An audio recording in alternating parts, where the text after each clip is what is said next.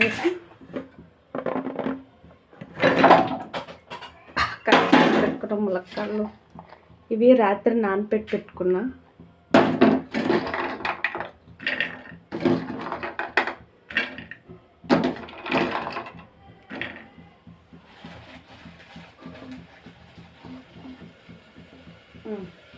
కొద్దిగా కారం,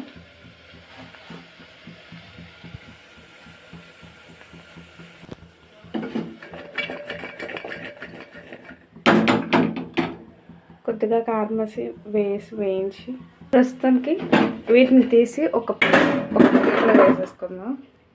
ఇప్పుడు ఇదే దాంట్లో రాత్రంతా మన మెయిన్ ఇంగ్రీడియంట్ సామలు రాత్రంతా నానబెట్టుకున్నాను.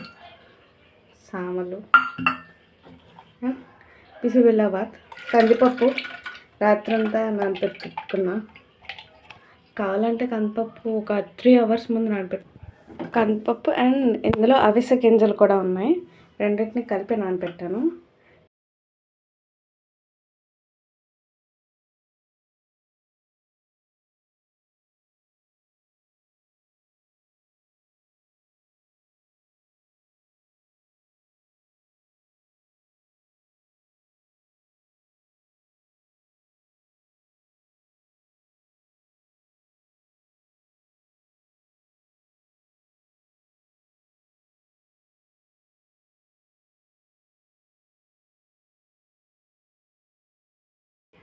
వాటర్ 3 glasses ఆఫ్ వాటర్ వేస్తున్నాను 1 glass ఆఫ్ రైస్కి.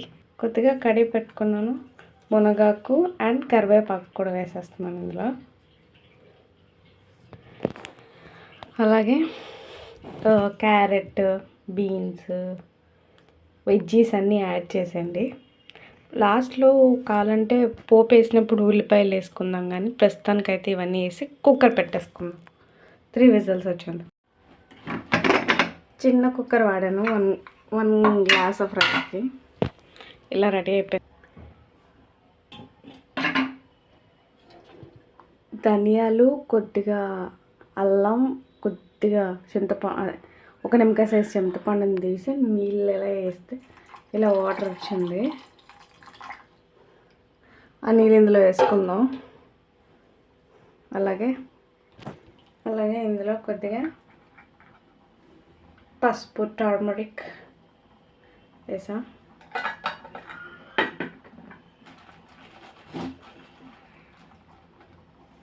మళ్ళీ కొద్దిగా కారం,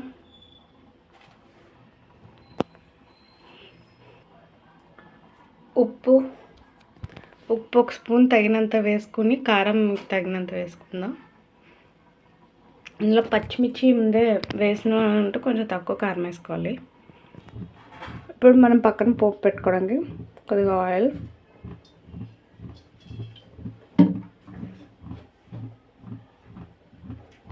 ఫస్ట్ అయితే పల్లీలు వేసుకుందాం.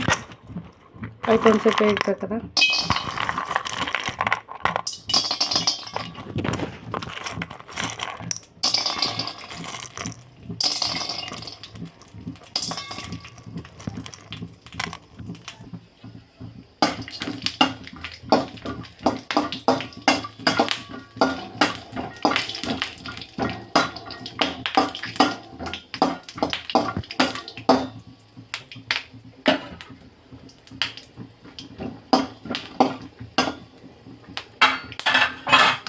ఇప్పుడు కొద్దిగా శనగపప్పు,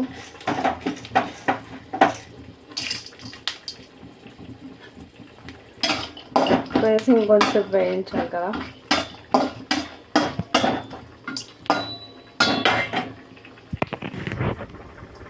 కొద్దిగా ఆవాలు, జీలకర్ర,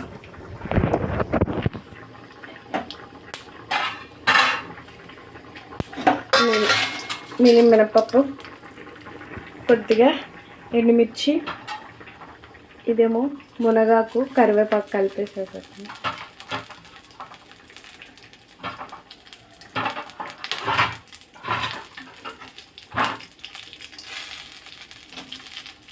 కొద్దిగా జీడిపప్పు అవి కూడా కావాలంటే వేసుకోవడానికి దీంట్లో ఇది పక్క నుంచి బాగా ఉడుకుతుంది. బూందీ ఉంటే బూందీ కొంచెం కలిపేస్తామా. అండ్ ఈ ధనియాలు అవి కలిపి పౌడర్ చేస్తారు. నా దగ్గర బిస్బిల్లాబాద్ పౌడర్ ఉంది.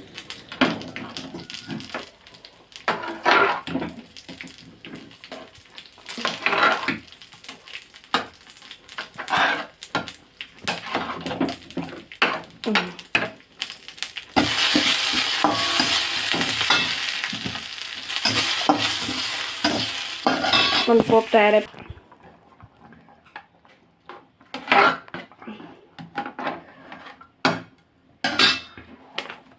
కొద్దిగా బిసిబిల్లాబాద్ పౌడర్,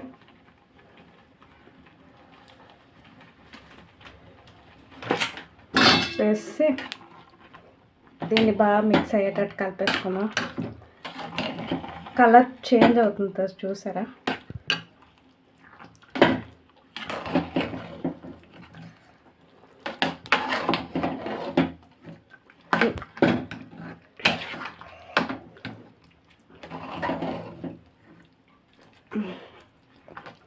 ఇలా 1 గ్లాస్ ఆఫ్ రైస్ అయితే నేను చెప్పిన క్వాంటిటీ సరిపోతుంది. ఒక 2-3 నలుగురికి సరిపోతుంది.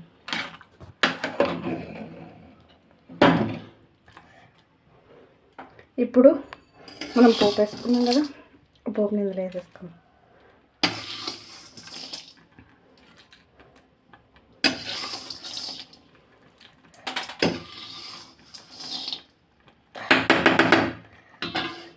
పోపు రెడీ. కారపూలు వేస్తారు, నేను మన సేవ్ వేస్తాను. మన సేవ్ వేయడం వల్ల బిసిబిల్లాబాద్ రెడీ.